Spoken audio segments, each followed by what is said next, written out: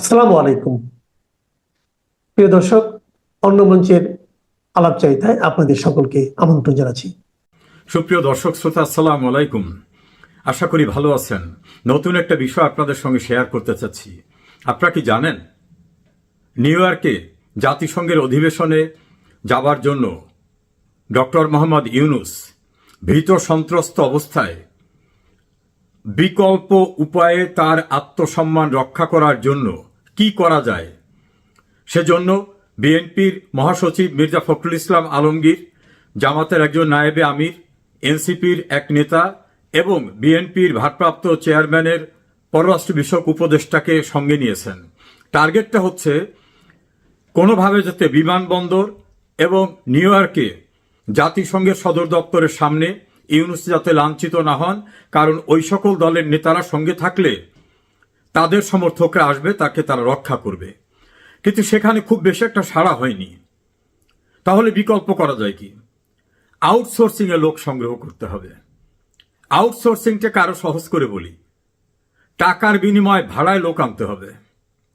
সেজন্য বিভিন্ন স্টেটে লোক নিয়োগ করা হয়েছে, যে তাদেরকে সেখান থেকে আনার খরচ দেওয়া হবে, যাওয়ার খরচ দেওয়া হবে, আর জন প্রতি একটা টাকা দেওয়া হবে।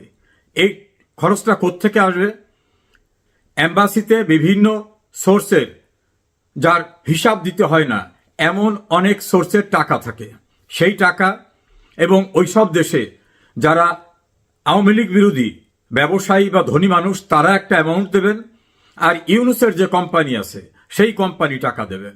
এই মিলে বড় একটা ফান্ড করে আউটসোর্সিংয়ে, অর্থাৎ ভাড়ায় লোক এনে প্রবাসে থাকা আওয়ামী লীগ বা 14 দল অথবা মুক্তিযুদ্ধের পক্ষের লোকরা, বীর মুক্তিযোদ্ধারা যে ক্ষোভ প্রকাশ করবে, প্রতিবাদ জানাবে, সেই ডিমনস্ট্রেশনের কাউন্টার ডিমনস্ট্রেশন করার জন্য লোক খোঁজার ব্যবস্থা করা হয়েছে। আমি একজন সাংবাদিক এবং সেখানে দীর্ঘদিন থাকা অপর একজন গণমাধ্যম কর্মী, যিনি এখন আর নাই প্রফেশনে, একজন অ্যাটর্নি, এই তিনজনের সঙ্গে কথা বলেছি। তারা বলছেন যে বেচারা হয়তো খুব ভীত সন্ত্রস্ত হয়ে গেছেন, না হলে অতীতে কোনো গভর্নমেন্ট, এমনকি সামরিক স্বৈরাচাররাও কোনোদিন যাবার পরে এই জাতীয় প্রস্তুতি নেন নাই। তাদের পক্ষ থেকে নাকি আরেকটা পদক্ষেপ নেওয়া হয়েছিল যে নিউ ইয়র্ক পুলিশ যেন বিশেষ প্রোটোকল তাকে দেয়, বিশেষ প্রোটেকশন দেয়। এটা তো দেওয়ার কোনো বিধান নাই। এটা হয় সর্বোচ্চ লেভেলের কেউ হলে, তার ভিতরে ইউনূস পড়ে না, সেটাই ব্যর্থ। বিএনপি, জামাত, এনসিপির বড় ধরনের ডিমনস্ট্রেশন করার সাপোর্টাররা আসতেছেন না, বা তাদের উপর উনি আর আস্থা রাখতে পারতেছেন না। সেজন্য উনি আউটসোর্সিং অর্থাৎ ভাড়ায় লোক আনবে। যেসব লোকগুলো বিভিন্ন ইন্ডিয়ান শপে বা অন্যান্য শপে কাজ করে, ক্যাশের ভিত্তিতে কাজ করে, বা রেগুলার কোনো কাজ নাই, তাদেরকে নিয়ে এসে তাদের দিয়ে ডিমনস্ট্রেশন করা হবে এবং তাদের আগাম টাকা পরিশোধ করা হবে, যাতে তারা ফিরে যাওয়ার সময় বিব্রতকর অবস্থায় না পড়ে। এই পদক্ষেপ নিয়েছেন। এটা অনেকে খুব সুবিধাজনক সাড়া না। তখন আর একটি পদক্ষেপ নিয়েছেন যে কনসুলেটে প্রতিবাদ জানাতে যাওয়া প্রবাসী বাঙালিদের আওয়ামী লীগের লোক হিসাবে ট্রিট করে তাদের বিরুদ্ধে মামলা হয়েছে, বেশ কয়েকজনকে গ্রেপ্তার করা হয়েছে। এইটা কনসুলেট জেনারেল থেকে বাইরে ছড়িয়ে দিয়েছে। এবং সেখানে যে প্রেস মিনিস্টার, তিনি এইটা নাকি বিভিন্ন ভুয়া পোর্টালে প্রচার করিয়েছেন। টার্গেটটা হচ্ছে এই খবরটা গেলে অনেকে অ্যাসাইলাম সিকিং আছে, কারো কেস পেন্ডিং আছে, কেউ ইনডেফিনিট পিরিয়ডের জন্য আছে, তারা যদি মামলায় পড়ে তাহলে তাদের এই অ্যাসাইলাম সিকটা অ্যাপ্রুভ হবে না, ফলে ভয় ভীতির ভিতর তাদের রাখা যায় কিনা। এইটা আবার গত রাতে একজন ইউটিউবার, তিনি অ্যাটর্নি মঈন চৌধুরী, সাংবাদিক দীপু সহ আরো কয়েকজনকে এনে আলাপ আলোচনার ভিতর থেকে প্রকাশ করে ফেলছেন যে এই ঘটনাটা সম্পূর্ণরূপে মিথ্যা। আওয়ামী লীগের কোনো লোক গ্রেপ্তার হয়নি। তাছাড়া ওই দেশে মামলা হয়, মামলার তদন্ত হয়, তারপরে গ্রেপ্তার হয়, তদন্তের পর্যায়ে। তো এখন পর্যন্ত কোনো মামলাই হয়নি। তা মামলাই যদি না হয় তা গ্রেপ্তার হয় কিভাবে? অন্যদিকে ইউএস আওয়ামী লীগের সভাপতি ডক্টর সিদ্দিকুর রহমান, তিনি প্রেসকে বলছেন যে একটা লোকও আমাদের কোথাও গ্রেপ্তার হয়নি। প্রশ্ন উঠেছে, ডক্টর ইউনূস একটা সফরে যাওয়ার জন্য এত মিথ্যাচার, বিরোধী দলের লোক নেওয়া, ভাড়ায় লোক আনা, আউটসোর্সিং যেটাকে, নিজের হাইকমিশনকে ব্যবহার করা, নিজের এনজিওর লোকদেরকে সেখানে উপস্থিত রাখা, এত কিছু করার পরেও নাকি সুবিধাজনক অবস্থায় নাই। তার হয়ে একজনে নাকি প্রবাসে থাকা অনলাইন অ্যাক্টিভিস্ট যারা শেখ হাসিনার বিরুদ্ধে খুব সোচ্চার থাকেন তাদেরকে নিয়ে অনুরোধ করেছিলেন যে আপনারা কিছু লোকটোক এখানে পাঠান। তাতেও নাকি খুব ভালো সাড়া পাওয়া যায়নি। এত কিছু করার পরেও ইউনূস আতঙ্কে রয়েছেন যে প্রবাসীদের ক্ষোভের মুখে তার অবস্থা কি হয়ে দাঁড়াবে। তার অতীত অভিজ্ঞতা আবার ভালো না। তিনি লন্ডনে গেছিলেন, সেখানে যে হোটেলে ছিলেন হোটেল থেকে বের হওয়ার মতো অবস্থাই ছিল না, প্রবাসীদের এত তীব্র ক্ষোভ। তার যিনি মাস্টার মাইন্ড, তথ্য সম্প্রচার উপদেষ্টা, তিনি নিউ ইয়র্কে অপদস্থ হয়েছেন, লন্ডনে অপদস্থ হয়েছেন, জাপানে গেছেন, আরেকজন জাপানে অপদস্থ হয়েছেন। বাংলাদেশের ভিতরে আসিফ নজরুল এবং তার যে গোয়েবলস শফিক, তারা মাইলস্টোন স্কুলের দুর্ঘটনা সেখানে গিয়ে 9 ঘন্টা অবরুদ্ধ ছিলেন। সেখানে তার এই যে আসিফ মাহমুদ, সজীব ভুইয়া, হাসনাত আবদুল্লাহ, সার্জিস আলমরা কেউ উদ্ধার করতে যেতে সাহস পায়নি, কারণ তাদেরকেই নাকি খোঁজে।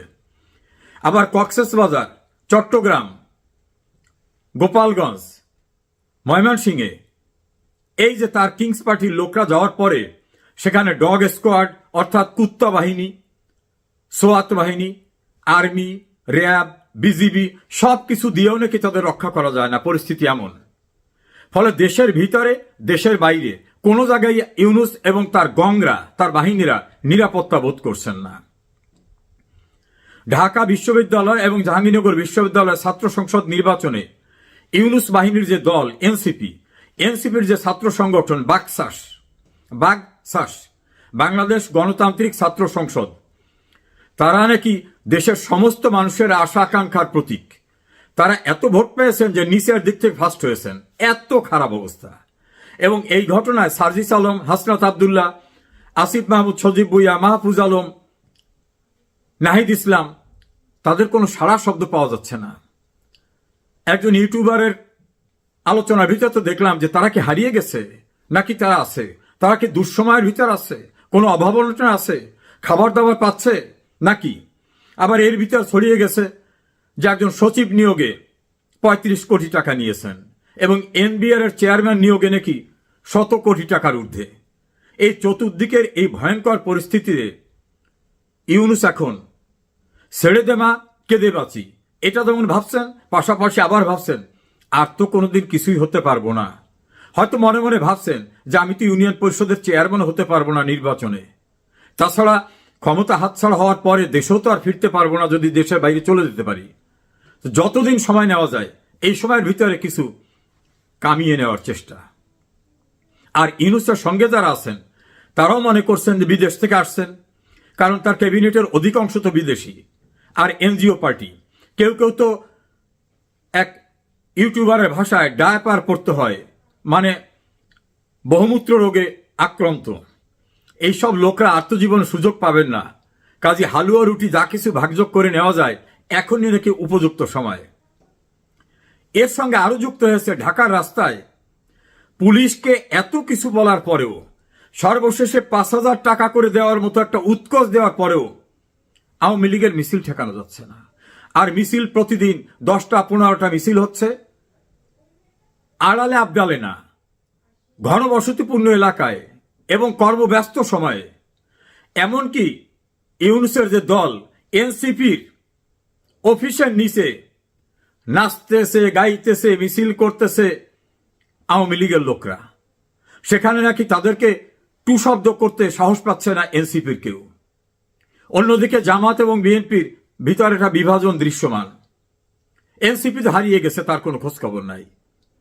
আবার তারা যারা অনলাইন অ্যাক্টিভিস্ট, বিদেশ থেকে যারা সোচ্চার ছিলেন, তাদের আহ্বানে নাকি আর এখন কেউ সাড়া টাড়া দিচ্ছে না।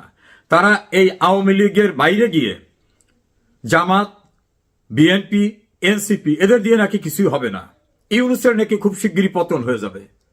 তাহলে মাহমুদুর রহমান আমাদের সম্পাদক, তার নেতৃত্বে আরেকটা সরকার গঠন বা আরেকটা দল করা যায় কিনা সেটা নিয়েও তারা আলাপ আলোচনায় আছেন।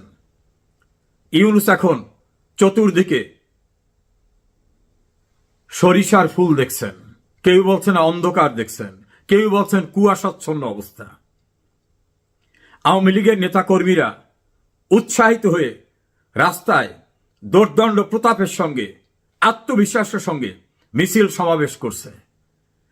আওয়ামী লীগের এক নেতাকে হত্যা করে জিয়ার কবরস্থানে টাঙিয়ে রাখার মতো বীভৎস নৃশংস ঘটনা নতুন করে সমস্ত মানুষকে মনে করিয়ে দিয়েছে যে এরা কিন্তু তারা যারা পুলিশকে মেরে উপরে টাঙিয়ে রাখছিল যাত্রাবাড়ি উত্তরায়, এরা কিন্তু সেই গ্রুপ। অর্থাৎ এই বিভৎসতা, এই যে ইউনুস বাহিনীর বিরুদ্ধে ঘৃণাকে আরো কয়েক গুণে বৃদ্ধি করে দিয়েছে। এমন একটি ভয়ঙ্কর পরিস্থিতিতে ইউনুসের নিউ ইয়র্ক সফর। আমাকে বাংলাদেশের একজন আইনজীবী, বর্তমানে দেশের বাইরে থাকেন, তিনি তো বললেন এমনও তো হতে পারে পরিস্থিতি যদি খারাপ দেখে ইউনুস নিউ ইয়র্ক থেকে আর ব্যাকই করবে না, কারণ তার উত্থান সবটা তো ওখানে। তার নোবেল কিনে দেওয়া, আবার যারা কিনে দেওয়ার আয়োজন করেছিলেন তাদের ফান্ডে ওনার টাকা দেওয়া, ইসরায়েলকে টাকা দেওয়া, নানাভাবে ওনার শেকড় তো বাইরে। কাজে বেশি বাড়াবাড়ি যদি কেউ করে তাহলে ইউনুস দেশে নাও যেতে পারে। আমরা অপেক্ষায় থাকি ইউনুস গংদের পরিণতির জন্য। ইতিহাস কিন্তু তাই বলে। আতঙ্কিত ইউনুস। একজন খুব পরিচিত গণমাধ্যম ব্যক্তিত্ব বলছেন, ইউনুসের ক্যাবিনেটে অনেক বয়স্ক লোক আছে যাদের ডায়াপার পরতে হয়।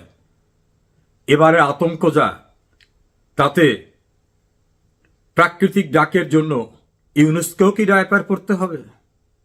এমনটাও কি শঙ্কার বাইরে?